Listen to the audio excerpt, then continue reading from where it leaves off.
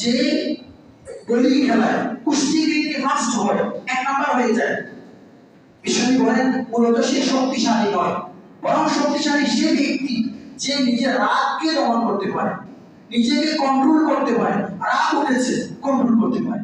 একবার নবী সাল্লাল্লাহু আলাইহি ওয়াসাল্লাম দেখলেন এক ব্যক্তিকে, তিনি রাগে তার এই গলা রগগুলো ফুলে গিয়েছে, লাল হয়ে গিয়েছে, চেহারা টকটক হয়ে গিয়েছে, প্রচন্ড রকমের রেগে গিয়েছে লোকটা। আল্লাহ নবী তাকে বলেন, হে ব্যক্তি, আমি কি তোমাকে এমন একটি দোয়া শিখিয়ে দেব যেটি পড়লে তোমার রাগ কমে যাবে, তোমার রাগ কমে যাবে। আল্লাহ নবী তাকে শিখিয়ে দিচ্ছেন, তুমি বলো আউযু বিল্লাহি মিনাশ শাইতানির রাজিম, আউযু বিল্লাহি মিনাশ শাইতানির রাজিম। এই জন্য কারো যদি প্রচন্ড রাগ ওঠে তখন তিনি রাগ কমার জন্য আউযু বিল্লাহি মিনাশ শাইতানির রাজিম পড়বে। এটি পড়লে একটি দোয়া আমরা যেটা কোরআনে পড়ছি, এটি পড়লে আল্লাহ রাব্বুল আলামিন এই দোয়ার বরকতে রাগ কমিয়ে দেন।